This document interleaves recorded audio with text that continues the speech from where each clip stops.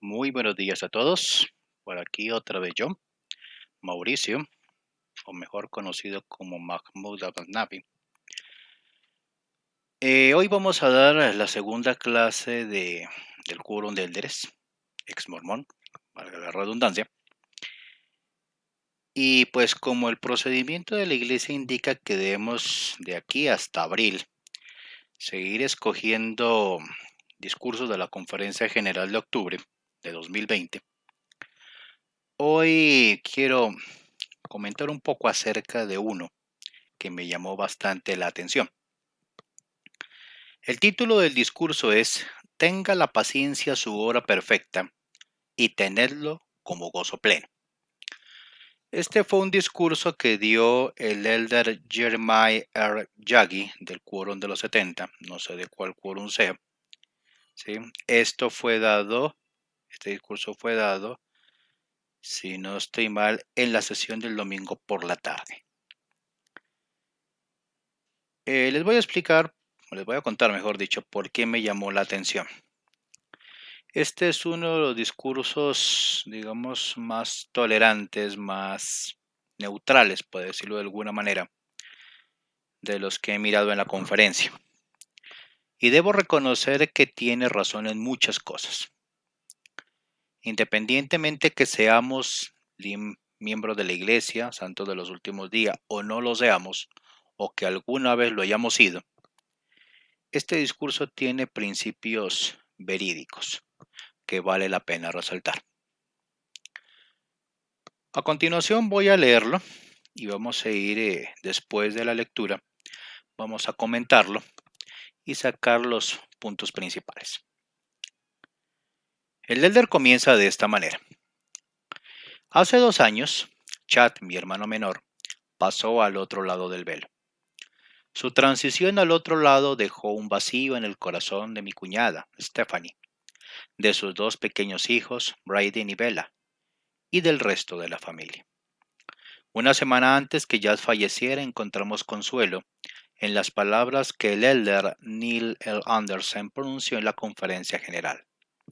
En el crisol de las pruebas terrenales, pacientemente avancen, y el poder sanador del Salvador les brindará luz, comprensión, paz y esperanza. Esto lo dijo el elder Anderson en la Leona de noviembre de 2018, página 85 con el título Heridos. Tenemos fe en Jesucristo. Sabemos que nos reuniremos nuevamente con Chad, pero perder su presencia física es doloroso.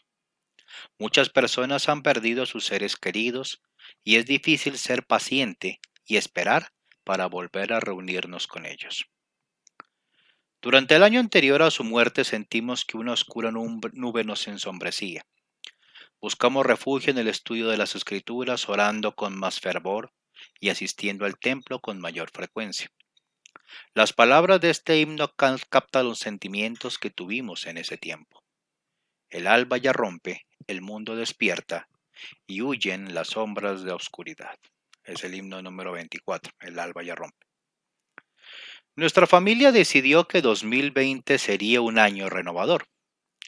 A finales de noviembre de 2019 estábamos estudiando el libro de Santiago en nuestra lección de Ven, sígueme del Nuevo Testamento, cuando se nos reveló un lema. En Santiago capítulo 1 versículo 2 leemos: Hermanos míos, tenedlo como gozo pleno cuando caigáis en muchas aflicciones. Esto lo dice Santiago 1:2, pero en la traducción de José Smith, la traducción inspirada. En nuestro deseo por iniciar un año nuevo, una década nueva, decidimos con gozo que 2020 sería un año para tenerlo como gozo pleno. Lo sentimos con tal fuerza que la Navidad pasada regalamos a nuestros hermanos y hermanas camisetas que decían en letra grande: Tenedlo como gozo pleno. El año 2020 ciertamente sería un año de gozo y regocijo. Bueno, aquí estamos. El 2020 trajo en su lugar la pandemia del COVID-19 en todo el mundo, disturbios civiles, más desastres naturales y desafíos económicos. Es posible que nuestro Padre Celestial nos esté dando tiempo para reflexionar y considerar nuestra comprensión de la paciencia y nuestra decisión consciente de elegir el gozo. Desde entonces el libro de Santiago ha adquirido un nuevo significado para nosotros. Santiago capítulo 1 versículo 3 y 4 continúa así: sabiendo que la prueba de vuestra fe produce paciencia. Pero tenga la paciencia su obra perfecta para que seáis perfectos y cabales, sin que os falte cosa alguna. En nuestros esfuerzos por encontrar gozo durante nuestras pruebas, habíamos olvidado que la paciencia es fundamental para permitir que esas pruebas sirvan para nuestro bien. El rey Benjamín nos enseñó a despojarnos del hombre natural y hacernos santos por la expiación de Cristo el Señor, y volvernos como un niño, sumisos, mansos, humildes, pacientes, llenos de amor y dispuestos a someternos a todas las cosas. Parafraseando Amós 3:19. En el capítulo 6 de Predicad mi Evangelio se enseña atributos claves de Cristo que podemos emular. La paciencia es la capacidad de soportar las demoras, los problemas, la oposición y el sufrimiento sin enojo, frustración ni ansiedad. Es la habilidad de hacer la voluntad del Señor y aceptar las cosas a su tiempo. Si usted es paciente, es capaz de soportar las presiones y de enfrentar la adversidad con calma y esperanza. Esto está en la página 120 del libro Predicad mi Evangelio, una guía para el servicio misionario. La obra perfecta de la paciencia también puede ilustrarse en la vida de uno de los primeros discípulos de Cristo, Simón el Cananita. Los celotes eran un grupo de judíos nacionalistas que se oponían fuertemente a la dominación romana. El movimiento de los celotes defendía la violencia en contra de los romanos, sus colaboradores judíos y los saduceos, con saqueos para obtener provisiones y dedicándose a otras actividades que ayudarán su causa. Esto lo dice en la Enciclopedia Británica, británica.com, cuando habla de los celotes. Simón el Cananita era un celote, tal como lo dice Lucas 6:15. Y dice: Mateo y a Tomás, a Jacobo y a Simón, y a Jacobo hijo de Alfeo, y a Simón llamado celote. Bueno, ahí está escrito.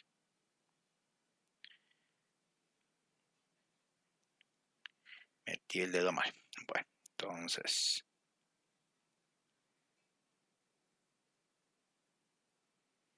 Imaginen a Simón tratando de persuadir al Salvador a tomar las armas, dirigir un grupo radical o provocar el caos en Jerusalén. Jesús enseñó: bienaventurados los mansos, porque ellos recibirán la tierra como heredad. Bienaventurados los misericordiosos, porque ellos alcanzarán misericordia. Bienaventurados los pacificadores, porque ellos serán llamados hijos de Dios. Tal como está en Mateo 5:5, 7 y 9. Simón pudo haber abrazado y defendido su filosofía con fervor y pasión, pero las Escrituras sugieren que, por medio de la influencia y el ejemplo del Salvador, su enfoque cambió. Su discipulado de Cristo se convirtió en el eje central de la misión de su vida. A medida que hacemos convenios con Dios y los guardamos, el Salvador puede ayudarnos a nacer otra vez. Sí, nacer de Dios. Ser cambiado de un estado carnal y caído a un estado de rectitud, siendo redimidos por Dios, convirtiéndonos en sus hijos e hijas, tal como está en Amós 27:25. De todos los fervientes empeños sociales, religiosos y políticos de nuestros días, permítanos que ser discípulos de Jesucristo sea nuestra afiliación y afirmación más notable, porque donde esté vuestro tesoro, allí estará también vuestro corazón. Tampoco olvidemos que, incluso después de que los fieles discípulos hubieran hecho la voluntad de Dios, la paciencia les era necesaria, como dice Hebreos 10:36. Así como la prueba de nuestra fe produce paciencia dentro de nosotros, cuando ponemos en práctica la paciencia, nuestra fe aumenta. Y a medida que nuestra fe aumenta, también lo hace nuestro gozo. En marzo pasado, Emma, nuestra segunda hija, como muchos misioneros de la iglesia, estuvo en aislamiento obligatorio. Muchos misioneros regresaron a casa, muchos esperaban ser reasignados, Muchos no recibieron las bendiciones del templo antes de salir al campo a trabajar. Gracias, élderes y hermanas, los amamos. Emma y su compañera en los Países Bajos fueron probadas emocionalmente esas primeras semanas, al punto de derramar lágrimas en muchas ocasiones. Al tener solo breves oportunidades para interactuar en persona y con limitada exposición al aire libre, la dependencia que Emma tenía de Dios aumentó. Oramos con ella en línea y le preguntamos cómo podíamos ayudar. Ella nos pidió que nos pusiéramos en contacto con amigos a quienes estaba enseñando en línea. Nuestra familia empezó a conectarse en línea uno por uno, con los amigos de Emma en los Países Bajos. Los invitamos a unirse en línea cada semana a nuestro estudio de Ven Sígueme con nuestro círculo familiar. Flor, Laura, Renske, Freik, Benjamin, Stan y Muhammad se han convertido en nuestros amigos. Algunos de nuestros amigos de los Países Bajos han entrado por la puerta estrecha. A otros se les está mostrando la angostura de la senda y la estrechez de la puerta por la cual ellos deben entrar. Son nuestros hermanos y hermanas en Cristo. Cada semana tenemos gozo pleno a medida que trabajamos juntos en nuestro progreso en la senda de los convenios. Permitimos que tenga la paciencia su obra perfecta, mientras no podamos reunirnos en persona con los miembros de nuestro barrio por un tiempo. Pero tenemos como gozo el aumento de la fe de nuestra familia, gracias a las nuevas conexiones que permite la tecnología y a través del estudio del Libro de Mormón en Ven Sígueme. El presidente Russell M. Nelson prometió: su constante empeño en este momento, incluso durante los momentos en que sientan que no están teniendo mucho éxito, cambiará su vida, la de su familia y el mundo. Esto está en La Leona de mayo del 2020, página 114, en el discurso Sigan adelante con fe. El templo, el lugar en que hacemos convenios sagrados con Dios, está cerrado temporalmente. El hogar, el lugar en el que guardamos los convenios hechos con Dios, está abierto. Tenemos la oportunidad de estudiar y meditar en casa sobre la belleza excepcional de los convenios del templo. Aunque no podamos entrar en ese espacio físico sagrado, nuestro corazón se regocijará en gran manera como consecuencia de las bendiciones que han de ser derramadas. Muchos han perdido su empleo, otros han perdido oportunidades. Sin embargo, nos regocijamos junto con el presidente Nelson, quien recientemente declaró: las ofrendas de ayuno voluntaria de nuestros miembros de hecho se han incrementado, así como también las contribuciones voluntarias a nuestros fondos humanitarios. Juntos venceremos estos momentos difíciles. El Señor los bendecirá mientras continúan bendiciendo a los demás. Esto está en la página oficial del presidente Nelson, 16 de agosto del 2020. El Señor nos manda: tened ánimo. No nos manda a tener temor. En ocasiones nos impacientamos cuando pensamos que estamos haciéndolo todo bien y seguimos sin recibir las bendiciones que deseamos. Enoc caminó con Dios durante 365 años antes de que él y su pueblo fueran trasladados. 365 años de esforzarse por hacer las cosas correctamente, y entonces ocurre. El fallecimiento de mi hermano Chad ocurrió unos pocos meses después de que fuéramos relevados de la presidencia de la misión Utah-Ogden. Es milagroso que, aunque vivíamos en el sur de California, de las 417 misiones a las que pudimos haber sido asignados en el año 2015, se nos asignó al norte de Utah. La casa de la misión estaba a 30 minutos en automóvil del hogar de Chad. El cáncer de Chad fue diagnosticado después de recibir nuestra asignación misional. Incluso en la circunstancia más difícil sabíamos que nuestro Padre Celestial estaba al tanto de nosotros y nos ayudaba a encontrar gozo. Testifico del poder redentor, santificador, humilde y gozoso del Salvador Jesucristo. Testifico que al orar a nuestro Padre Celestial en el nombre de Jesús, Él nos contestará. Testifico que a medida que escuchemos, prestemos atención y demos oído a la voz del Señor y su profeta viviente, el presidente Russell M. Nelson, podremos permitir que tenga la paciencia su obra perfecta y tenerlo como gozo pleno. En el nombre de Jesucristo. Amén. Me llama la atención varias cosas de este discurso. Al principio dije que era el discurso más neutral que hubiera encontrado y que contenía muchas verdades. Pero ahora que lo leo con ustedes, encuentro que hay una cascarita muy bien puesta. Una cáscara que nos anima, o digamos, o les anima a los santos de los últimos días, a seguir agachando la cabeza ante las circunstancias y ante la maldad del mundo. Vamos, así como dijo Jack el Destripador, empecemos por partes. Lo primero que enseña el Elder Yagi, pues él cuenta la historia de su hermano. Y es triste, ¿sí? Digamos, no importa si uno es o no es mormón, santo de los últimos días. Cuando muere un ser querido, en especial un hermano o la madre o el padre, es triste, duele y duele bastante. A él le pasó, ¿sí? O sea, Dios no mira, el Ser Supremo no mira si uno es de X o Y religión o si no tiene religión o si es ateo. El Ser Supremo no mira si le va a doler más o le va a doler menos si tiene o no tiene una religión. Es algo parte del instinto natural que hasta los animales muestran cuando un ser querido muere. Eso lo hemos visto en las redes sociales.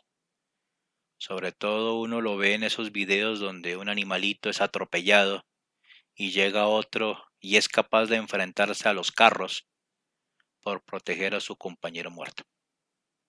Si lo hacen los animales, con mucho más ver a los humanos. Tristemente, se ve que está pasando lo contrario. Tienen más caridad los animales que los humanos. Bueno, él como santo de los últimos días, pues, él confía en el Jesús mormón, en aquel Dios parte de la Trinidad de los dioses que paga los pecados del mundo. Pero bueno, independientemente de esa creencia, el Elder Yagi también acepta y cree en la existencia de un ser supremo. Y él mismo lo dice, ¿no? Es difícil, ¿cierto? Y es difícil ser paciente, dice él, y esperar para reunirse con ellos en la resurrección. Toda aquella persona que acepta la existencia del Ser Supremo reconoce que en algún momento de la vida todos vamos a volver a ver a nuestros familiares en la resurrección. Lo que muchos no enseñan es bajo qué circunstancias se va a poder reunir y tener tal privilegio. Una cosa que me llama la atención del discurso aquí era de que, ahí sí como dice el dicho, una cosa piensa el burro y otra el que lo enjalma. Es un dicho muy común aquí en Colombia. El Elder Yagi dijo, nuestra familia decidió que 2020 sería un año renovador. O sea, esto me suena como a Evangelio de la Prosperidad. ¿Sí? O sea, usted programa su mente, programa su conciencia, programa a sí mismo, ¿sí? Y se dice, este año voy a prosperar, este año a mí me va a ir bien, este año voy a hacer y deshacer. Ok, parece que el Elder Yagi era uno de estos creyentes en este Evangelio de la Prosperidad, que básicamente eso es lo que es el mormonismo. Paga tus diezmos y ofrendas y serás prosperado. ¿Sí?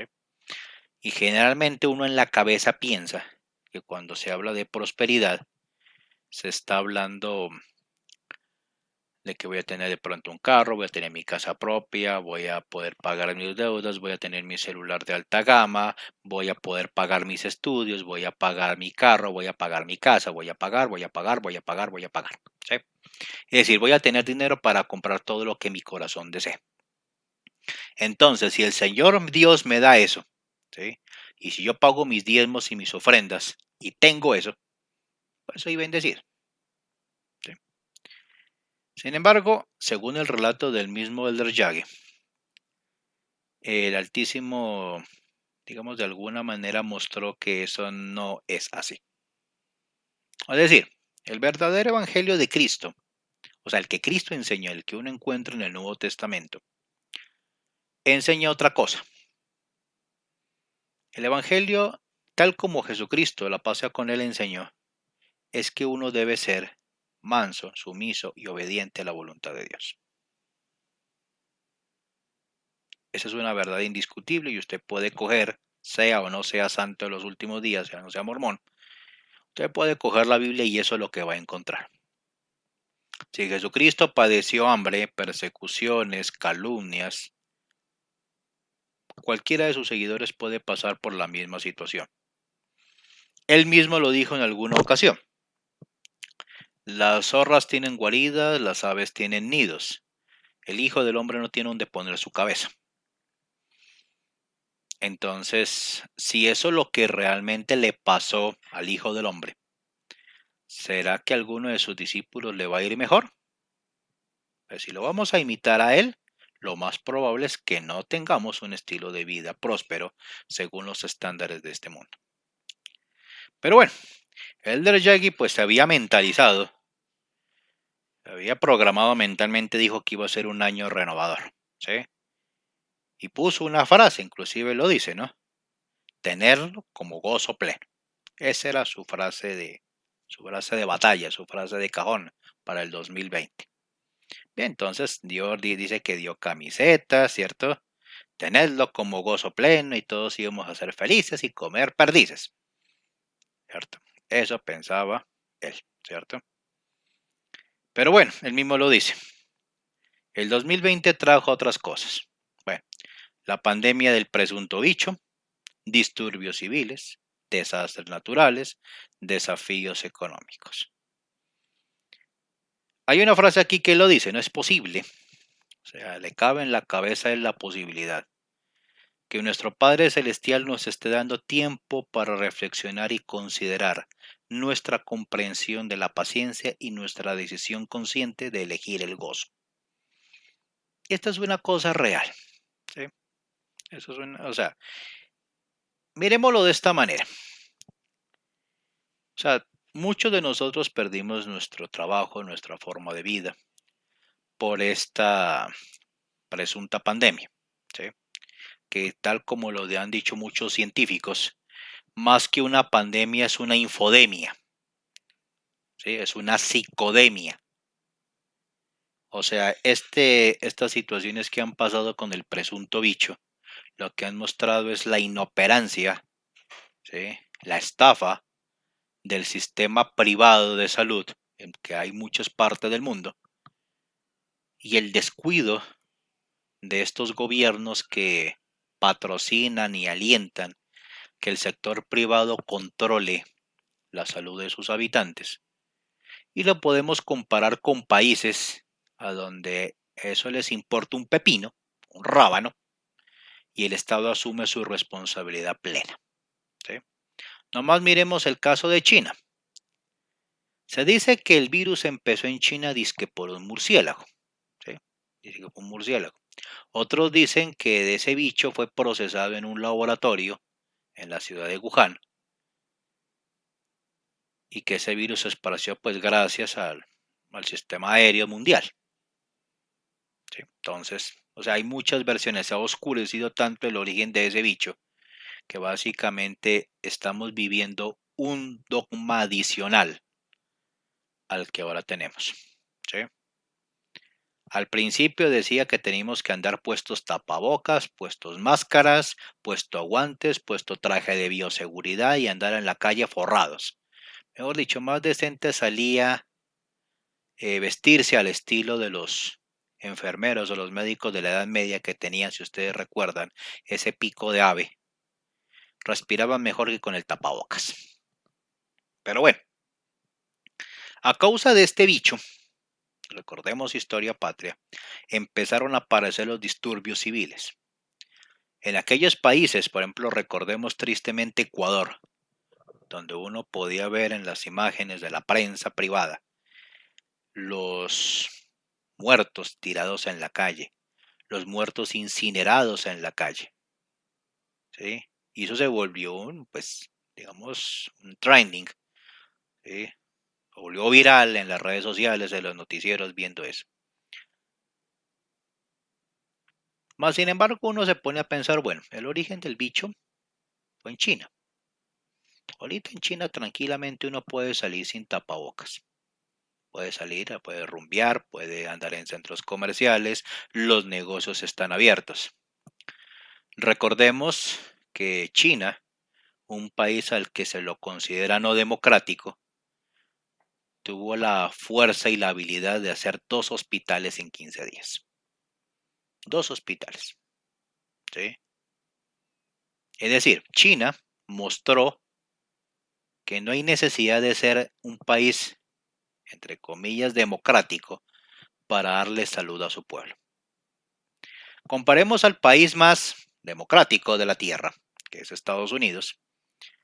Según las cuentas que ellos hacen basándose en las pruebas de PCR R3, que es la prueba oficial para detectar el presunto bicho, están cundidos. De hecho, uno de los estados más cundidos del mundo es Utah. Entonces todos tienen que tener paciencia. Pero tener paciencia ¿para qué? Para aguantarse la inoperancia del gobierno, para aguantarse la rapiña de las grandes farmacéuticas. Miremos otro ejemplo, Rusia. Rusia es un país que se puede decir que es democrático. Tiene un presidente más que eficiente, que ha patrocinado la investigación, pero no le ha permitido que el sector privado tome el control de la salud pública. En Rusia es una responsabilidad que asume el Estado en su plenitud. El Instituto Gamaleya, un centro científico dependiente del Ministerio de Defensa ruso, sacó una vacuna llamada Sputnik V o Sputnik 5 en romano. Son 2 dosis, ¿sí? Que hay que aplicarse más o menos en un lapso de 20 días. ¿Qué es lo que ellos han mostrado y lo han sacado en revistas internacionales de medicina, inclusive en The Lancet, la más prestigiosa de todas, llamada por muchos la Biblia de la medicina, donde todo lo que salga en The Lancet, digamos, es bueno, digamos, es comprobado, es serio, es científico y cumple el rigor del método científico. ¿Qué dijo de esa vacuna? Excelente. Argentina ya pidió 25 millones de dosis de esa droga. Y en varios países ya se ha hecho convenios para poder fabricarla, entre ellas Venezuela, ¿sí? Un país que muchos llaman antidemocrático y dictadura. En Cuba, por ejemplo, sacaron la Soberana 1 y la Soberana 2, vacunas 100% cubanas, ¿sí? Venezuela, por su parte, también sacó una vacuna especial donde asegura tener un 100% de efectividad. Eso lo encontramos en países que, según la prensa privada, se les llama no democráticos. Pero sí es democrático, según la manera de pensar de esta gente, que una multinacional como Johnson y Johnson o como Pfizer, que en anteriores ocasiones han tenido falencias en cuanto a la fabricación de vacunas, inclusive tienen cientos de muertos en su haber por vacunas fallidas, como por ejemplo Pfizer con la del virus del papiloma humano, esas sí se les dé el cubrimiento mediático apropiado para mostrarlas como las grandes valientes de la medicina moderna. Mientras que sitios como, decía antes, el Instituto Gamaleya, la Soberana 1 o la vacuna venezolana sean ninguneadas por debajeadas porque no cumplen los estándares democráticos que piden las corporaciones. ¿Sí? Entonces, volviendo al tema del discurso, dice, esos disturbios civiles se han presentado en este 2020. Lo que él no menciona es por qué. Ahí está la primera cáscara, que hay varias cáscaras en este discurso, que cuando uno lo analiza plenamente se da cuenta uno que vamos por otro lado. No es solamente el discurso de la paciencia ante las aflicciones o la actitud positiva, ¿sí? Parte es cierto, pero aquí hay algo encubierto. Por ejemplo, aquí habla de desastres naturales. Recordemos el caso del Brasil, el señor Bolsonaro, un presidente extrema derecha, ex militar, un gran nostálgico de las dictaduras de Brasil de los años 70. Él declaró que la Amazonia no se está quemando. O sea, no hay deforestación. O sea, los pajaritos viven en paz y tranquilidad y los indígenas no les ha pasado nada. ¿Sí? Sin embargo, uno ve los mismos reportes de prensa de allá y se da cuenta que todo mundo está enfermo. Los ríos se están contaminando, los bosques se están perdiendo, especies animales se están extinguiendo, pero él dice que no, que eso no está pasando, no ha pasado nada.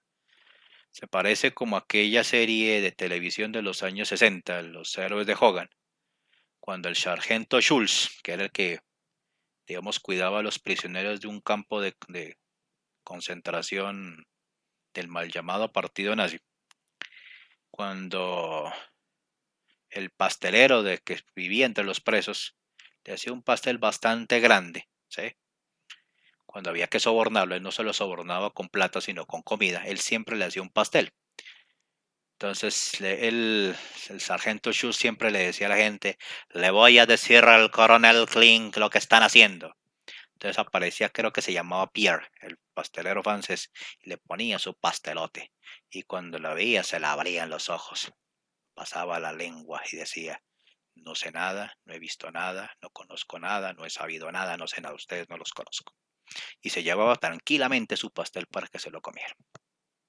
Más o menos de este estilo es el señor Bolsonaro y su mentor, el señor Donald Trump, que ese es feliz, armando a la guerra a todo el mundo y llamándolo al mejor estilo de Theodore Roosevelt, América para los americanos. Pero no para nosotros, los habitantes del continente americano, sino hablando de los blancos y deleitables protestantes blancos y mormones blancos. ¿Sí? Esos son los verdaderos americanos. Desafíos económicos. Bien, ¿por qué pasaron los desafíos económicos? Países enteros pararon. Pararon producción, pararon vuelos, pararon envíos, pararon empleos, bueno, paró todo. ¿Pero por qué? Porque los gobiernos establecieron una serie de normas que ya en varios países de Europa se están eliminando, porque se ha demostrado que literalmente sirven para un carajo, sirven para una nada, para una minucia, y eso de una minucia es mucho. Por ejemplo, el usar tapabocas, ¿sí? Austria, por ejemplo, lo eliminó, ¿sí? Eliminó el cerrar negocios, eliminó el cuarentenar la gente, ¿sí? Porque resulta de que hasta donde se ve, este tema del bicho no es más que una gripa maximizada. Es un bicho legal, digámoslo así, no es un bicho real. Entonces uno viene y se hace la pregunta, ¿qué fue lo que realmente inventaron los chinos, los rusos y los cubanos y los que más que han hecho vacunas? A mí me late que lo que ellos realmente han hecho es hacer una versión mejorada de una vacuna contra la gripa. Porque el presunto bicho COVID-19 se manifiesta como una gripa. Es un bicho que mediáticamente se dice que tiene más de 80 síntomas. Bueno, eso dicen los estudios, pero cada vez que avanzan más y más y más los estudios, se demuestra que, ahí sí como dijo el cuento, después de haber sabido tanto, en realidad terminamos sabiendo nada. ¿Sí? Los estudios siguen, pero por lo menos parece que esa vacuna en realidad lo que está haciendo es una versión mejorada de gripa. Esperemos a ver si no terminamos dándole la razón a los teóricos de la conspiración y nos encontremos con la ingrata sorpresa de que en esa vacuna termine por ahí coladito algún microchip, como dicen algunos, con un dispositivo que se activa cuando entramos en un campo magnético, un campo inalámbrico de radiación 5G desde antenas celulares. ¿Sí? Acordémonos que por ahí alguna ocasión algún técnico de instalación de antenas de 5G mostraba eso. Al destapar el dispositivo encuentra un chip que dice claramente COV19. Sí, acordémonos que en alguna ocasión salió. O sea, estos desafíos económicos de los que habla el Elder Yagi son la consecuencia de este bicho. Yo le digo presunto bicho porque es que todavía no me entra en la cabeza que el bicho realmente existe. Y digo que posiblemente no exista porque, por lo menos en el caso colombiano, ese bicho se volvió un bicho de papel, un bicho legal. Se veía mucho en redes sociales, Facebook, Twitter, bueno, todos, Instagram. Se veía como los enfermeros y los médicos, cuando tenían que recibir un paciente, por ejemplo, con herida de bala, con hipertensión arterial, con problemas cardíacos, con problemas que requerían la atención en una UCI, claramente les decían, o lo matriculamos con COVID-19 o usted se responsabiliza de él. Eso me acuerdo en un hospital de Ibagué. Entonces uno se da cuenta, este bicho, pues sí existió, pues no, uno no sabe si realmente existió. Lo que sí se sabe es que se convirtió en el medio ideal, pues en el caso colombiano, de que cualquier hospital que recibiera un paciente en una UCI y se lo registrara legalmente en una historia clínica con COVID-19, ese hospital recibía 30 millones de pesos colombianos. El peso colombiano está más o menos por medio de unos 3.500 el dólar. Un dólar vale 3.500 aproximadamente. Entonces ustedes mismos hagan la cuenta en sus países. ¿Cuánto salía eso?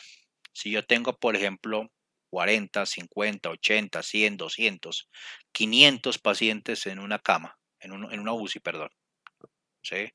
A razón de 30 millones de pesos cada uno, ¿sí? ¿Cuánto dinero un hospital estaría recibiendo? Ahora, otro detalle, si nosotros miramos la historia que ha ocurrido, eh, por los protocolos que la OMS dio para el manejo de los cadáveres contaminados, entre comillas, con COVID-19, no se les podía hacer autopsia. Entonces iban directo al cuarto de cremación. O sea, cualquier persona que legalmente apareciera en una historia clínica con COVID-19 automáticamente era cremada. Y nunca en realidad se sabía si realmente el paciente murió de COVID-19 o como mencionan muchas personas, la denuncia de mucha gente alrededor del mundo, que literalmente lo matriculaban con COVID-19 en la historia clínica, lo metían en una UCI, le ponían una bala de oxígeno y lo dejaban ahí. Literalmente se moría de desatención, pero con una muy buena cantidad de oxígeno. ¿Sí? Todos recordemos, aquellos que hemos tenido que manejar eso, si el oxígeno no se administra apropiadamente, termina dañando los pulmones, termina quemando toda la parte de, la parte de la tráquea para arriba. ¿Sí? O sea, estas cosas son combinaciones de algo que uno, digamos, uno ve y deduce que no son tan ciertas como parece. ¿Sí? Pero, volviendo al punto, el Elder Yagi dice, nos hace reflexionar y considerar nuestra comprensión de la paciencia. Entonces, la pregunta es, ¿qué es paciencia? Cojamos el diccionario, ¿cierto? Porque el Elder Yagi habla mucho de paciencia. Pero miremos qué significa paciencia. Veamos el diccionario, busquemos qué es lo que dice. ¿Qué será eso de paciencia? Escribamos aquí. Paciencia, dice, capacidad para soportar con resignación desgracias, trabajos, ofensas, etc. Un ejemplo, tuvo que hacer un derroche de paciencia para no gritar. También significa tranquilidad para esperar. Entonces, una frase, por ejemplo, tenga paciencia que enseguida la atiendo. También significa calma para hacer trabajos minuciosos o entretenidos. Un ejemplo, tiene mucha paciencia para las manualidades. También se lo puede definir como lentitud excesiva o también se lo puede definir como acabar, consumir o gastar a uno la paciencia. ¿Sí? Por ejemplo, irritarlo, alterarlo, enfadarlo. Este rompecabezas está acabando con mi paciencia. Entonces mi pregunta inicial, mirando lo que dice el Elder Yagi, es en cuál de todas yo voy a hablar de paciencia, ¿sí?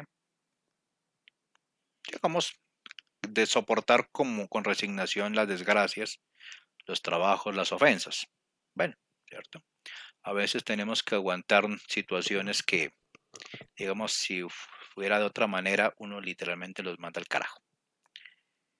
Tranquilidad para esperar, es lo que nos ha tocado a muchos en este tema del presunto bicho.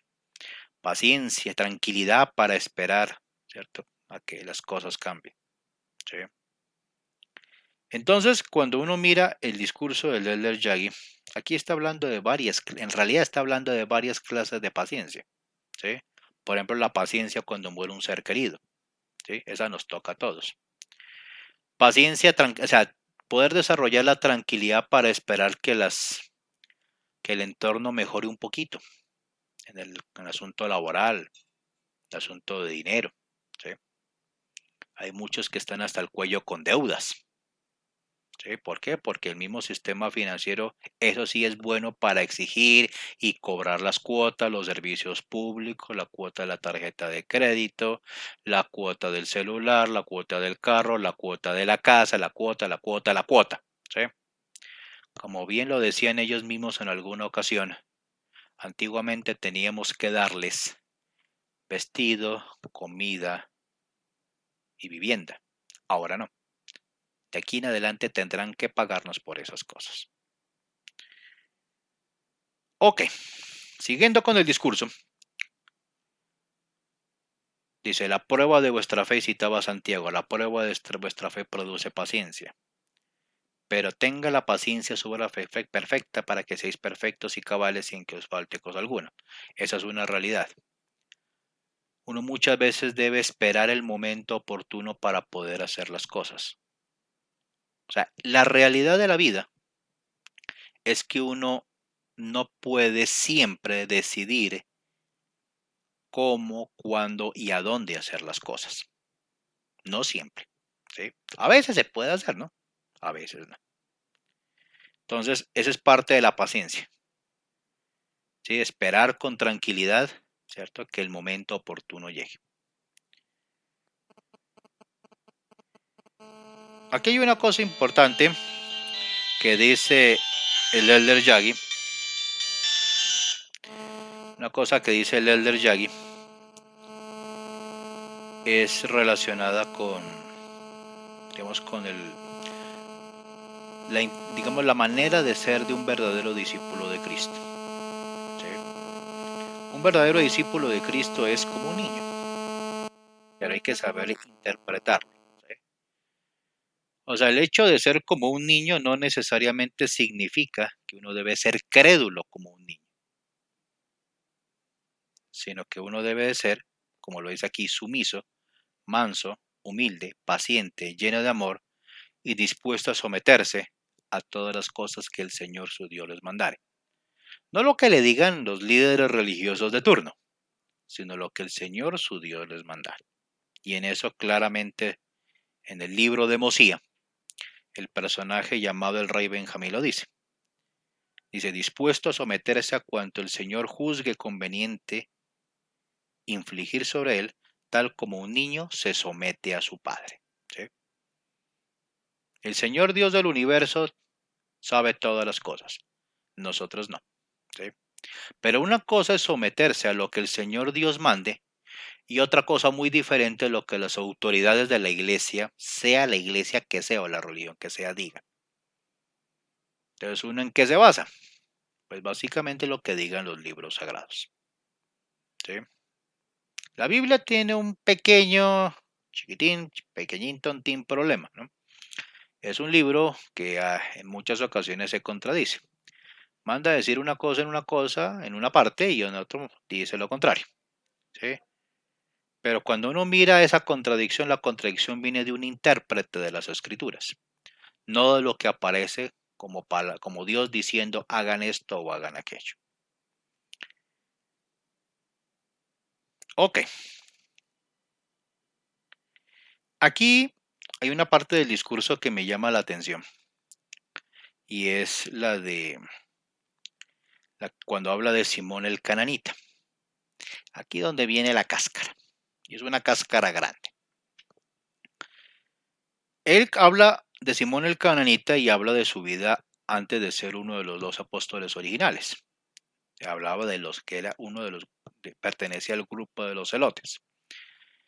El Elder Yagi, pues busca la enciclopedia británica y encuentra que, pues sí, el movimiento celote era un movimiento, ¿sí? Él lo define, él lo define como un grupo nacionalista judío que se oponía fuertemente a la dominación romana. Decía, el movimiento de los celotes defendía la violencia en contra de los romanos, sus colaboradores judíos y los saduceos. Los celotes saqueaban para obtener provisiones y dedicarse a otras actividades que ayudaran a su causa. ¿Sí? Es lo que llamaríamos, digamos, si lo utilizáramos en términos de las políticas oficiales de cualquier organismo de seguridad de cualquier país occidental, los celotes eran una organización terrorista. Eso es lo que a ese grupo pertenecía Simón el Cananita. Efectivamente, para los romanos, los celotes era considerado un grupo terrorista. Entonces, recordemos lo que se le hacía a los terroristas, se los mataba. ¿Sí? Pero hay una cuestión interesante. Ellos estaban en contra de la dominación romana, tal como en la actualidad los palestinos están en contra de la ocupación de los sionistas judíos israelíes. Ahora, el Elder Yagi muestra que este Simón el Cananita pasó de pertenecer a un grupo terrorista, pasó a ser un apóstol, ¿cierto? ¿Por qué? Según el Elder Yagi, cuando escuchó bienaventurados los mansos porque ellos recibirán la tierra por heredad, o bienaventurados los misericordiosos porque ellos alcanzarán misericordia, o bienaventurados los pacificadores porque ellos serán llamados hijos de Dios, él cambia su manera de pensar por esta enseñanza de Cristo. Esto es lo que trata de mostrar el Elder Yagi. O sea, si lo miramos en palabras modernas, el Elder Yagi está diciéndole a los santos de los últimos días, hermanos, hermanas, ustedes no hagan manifestaciones. Hermanos y hermanas, ustedes no salgan a defender sus derechos. Hermanos y hermanas, ustedes no contradigan al gobierno de turno. Aquí está la cáscara. Y entonces saca el ejemplo de Simón el Cananita. Pero sin embargo, al Elder Yagi al parecer se le olvida, entre comillas,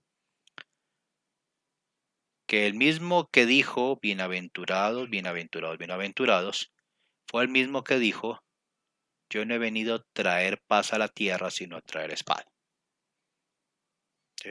Fue el mismo que dijo, primero pasarán los cielos y la tierra antes de que una coma o una tilde de la ley pase. Y si uno coge la ley, tal como está en la Torá, o inclusive en las versiones que actualmente aparecen en la Biblia, lo primero que se enseña en la Torá, y son las palabras atribuidas al Señor del universo, donde claramente dice que la justicia y la equidad van primero. ¿Sí? Aquí lo que hace el Elder Yagi es torcer las escrituras, como bien lo han hecho en algunas ocasiones, torcer las escrituras para que los santos de los últimos días simplemente agachen la cabeza y con paciencia esperen el éxito. ¿Sí? Esperen el cambio de circunstancias para poder tener un éxito en el futuro. ¿Sí? Pero entonces, si uno lo analiza con cabeza fría, uno lo que va a encontrar es que ese éxito jamás va a llegar tal como el Elder Yagi lo dice. ¿Sí? Porque las cosas pueden cambiar siempre y cuando la gente las exija. Los cambios ocurren cuando el pueblo exige los cambios. Pero si yo como ser humano me callo, ¿sí? Y simplemente espero que los gobiernos ¿sí? En su omnipotente, en su omnisapiente misericordia, decidan cambiarlos, ¿sí? La práctica dice que eso nunca va a ocurrir. Porque lo que sabemos es que la gran mayoría de los gobiernos occidentales en realidad no gobiernan. Simplemente legalizan cuanto capricho corporativo de cualquier multinacional ellos deseen. ¿Sí? O sea, ese es el problema del mormonismo. Es un problema crítico y grave del mormonismo. Porque siempre, o sea, y el pensamiento del mormonismo es, digamos, la forma moderna que no solamente la iglesia mormona, sino también muchas iglesias de corte evangélico, corte protestante, enseñan. ¿Sí? Un cristiano no protesta, un cristiano no exige sus derechos, un cristiano se somete a las leyes, no importa qué leyes sean, se somete. O sea, el cristianismo tal como Pablo de Tarso lo enseña, es perfecto para cualquier tirano. Y eso no pasa únicamente dentro del cristianismo.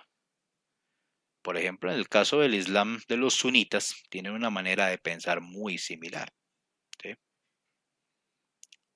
Pasa en todas las religiones. ¿Sí? Siempre va a existir una facción donde le enseña a sus seguidores a someterse a los caprichos de los gobernantes de turno. ¿Sí?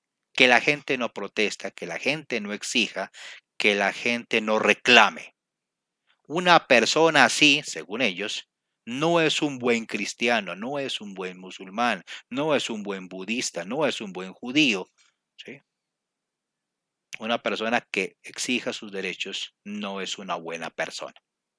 ¿Sí? Y no puede estar en la compañía de los fieles elegidos.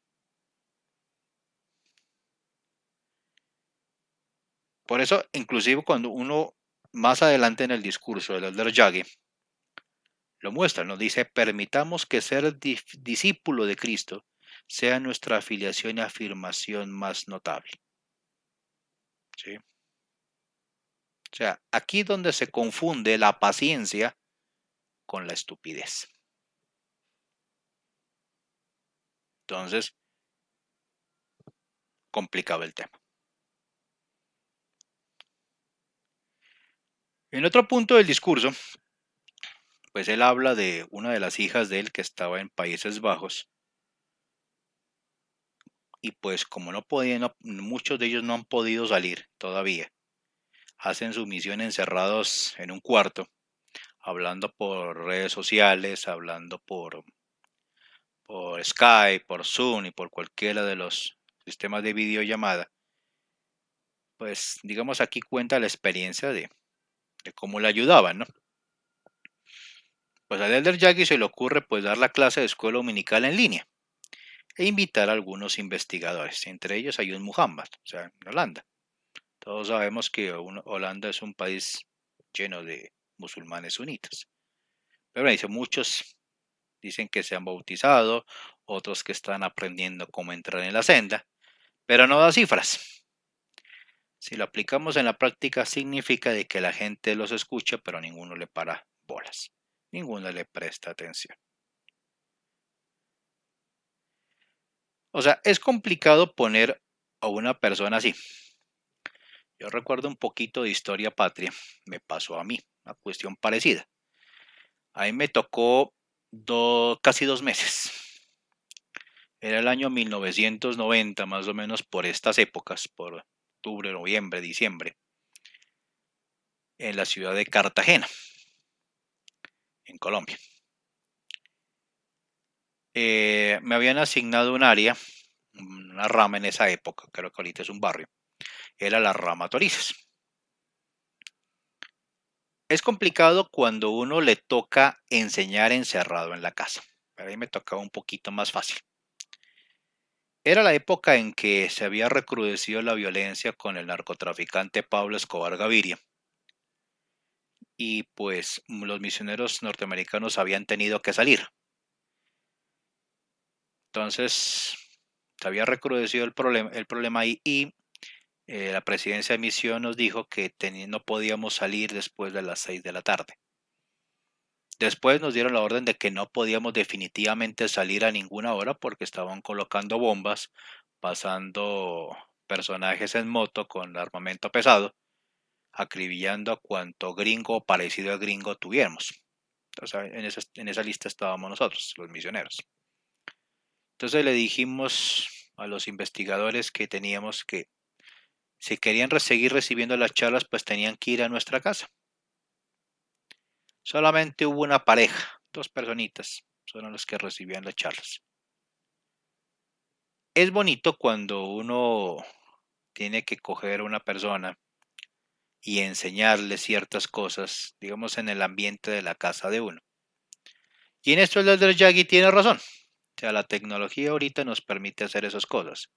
En el año 1990 la máxima tecnología era el teléfono fijo. Eso era lo máximo. No podíamos dar una charla por teléfono. Pero es complicado. Entonces, en verdad compadezco a los misioneros que les toca de esta manera. Y en realidad, pues, yo digamos, si yo estuviera en esta época y me tocara estar encerrado, ¿sí? Como les ha tocado a ellos, sería una misión bastante harta. Pero bueno, con la tecnología, pues se aplaca un poquito ese tema y de alguna manera se puede hacer algo. O sea, fue una época bonita para mí como misionero.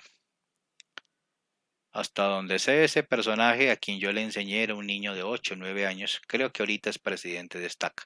Creo, no estoy seguro.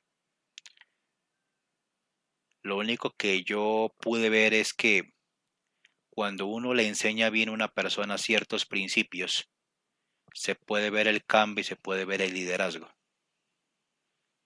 Recuerdo con cariño a la mamá de ese niño. Ella vivía en un barrio muy pobre, cerca de lo que se conoce como el Cerro de la Popa. Era un barrio de invasión, lo que llamamos aquí en Colombia invasión. Casitas hechas de guadua, de bambú, tejas de zinc, ¿sí? Era una señora que cosía ropa, tenía una maquinita de coser a la mano y yo me acuerdo que teníamos que subirla, cuando le damos la charla en la casa, teníamos que subir una pendiente casi de 45 grados en un barranco, echarnos las bicicletas al hombro y para poder darle la charla, si solamente se podía a las 6 7 de la noche y era un barrio con un altísimo nivel de delincuencia. Sin embargo, nos respetaban como misioneros porque íbamos pues en la manera de la gente, de pensar de la gente, íbamos a enseñar la palabra de Dios. Nunca nos robaron, nunca nos hicieron daño. Digamos, teníamos cierto nivel de respeto. Le enseñamos a esa señora y cuando nos dieron esta orden de restricción de quedarnos en la casa, ella y su hijo iban muy cumplidamente a recibir su charla. Yo daba generalmente una charla por semana. Un día daba la charla y el otro día daba la verificación de la charla. Recuerdo que en mis tiempos de misión yo tenía una política. Yo no llevo a nadie a la capilla. Yo les doy la dirección, saben cómo llegar, los espero en la puerta. De ahí en adelante, pues ponía a toda la membresía de la iglesia a hacer su trabajo. Entonces llegaban allá, los recibían, los llevaban al salón de clase, les mostraban los himnos, todo ese operativo ya lo manejaban los miembros del barrio. Yo simplemente recibía a los investigadores en la puerta. Cuando esa familia decidió tomar el bautismo después de casi 2 meses de enseñanza, a la señora se le dio la responsabilidad de ser la presidenta de Sociedad de Socorro. Era su nivel de comprensión de los libros sagrados de la iglesia tan bueno, tan alto, que ningún miembro de los viejos, de los antiguos, lo tenía. El niño, creo que pasó bueno, se le dio el nivel de diácono, era pequeñito todavía, y se le dio un buen cargo, una buena responsabilidad dentro del quórum de diáconos. Creo que era el presidente de diáconos, si no estoy mal. Siempre me acuerdo con cariño de esa historia, porque fue en un momento complicado.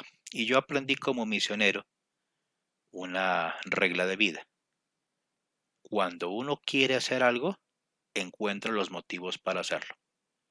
Cuando uno no quiere hacer algo, encuentra siempre la disculpa para no hacerlo.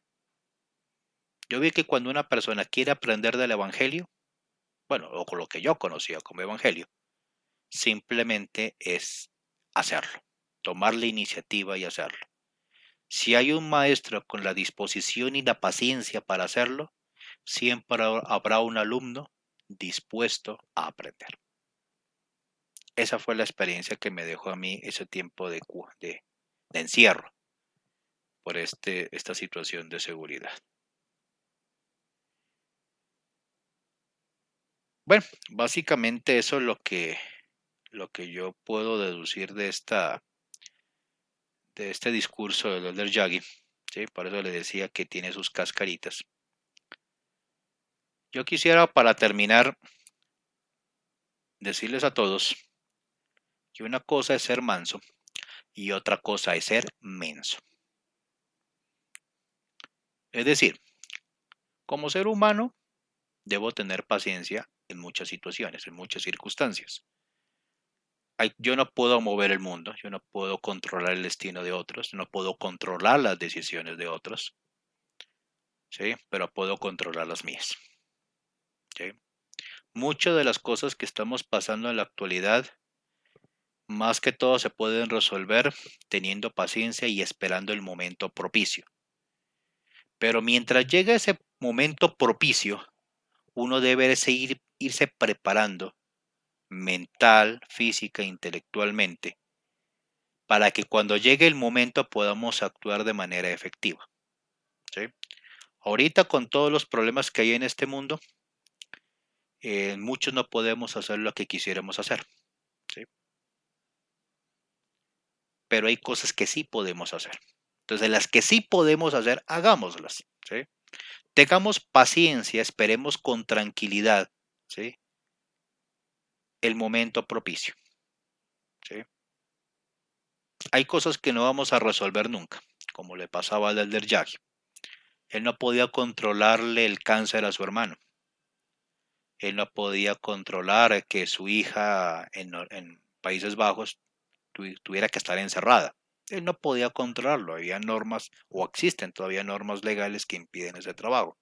O sea, hay cosas que otros colocan sobre nosotros, ¿sí? Que nos impiden hacer las cosas que queramos. Pero no necesariamente significa que porque otros coloquen las cosas o coloquen normas que nos impiden hacer a nosotros las nuestras, no significa que eso quiera decir que tengamos que aceptarles todo lo que ellos digan. Yo quisiera dejar esto como moraleja, ¿sí? Una cosa es ser manso y otra cosa es ser menso, es ser tonto, ¿sí? No todo lo que nos imponen es bueno, no todo lo que nos imponen nos beneficia, de hecho nos perjudica, pero muchas cosas que colocan sobre nosotros en realidad benefician a otros, ¿sí? Y los benefician bastante bien. Eso es lo que les dejo por hoy. Entonces, hasta una próxima ocasión, una próxima clase de Quórum de Élderes Ex Mormones y que tengan buena tarde. Hasta pronto.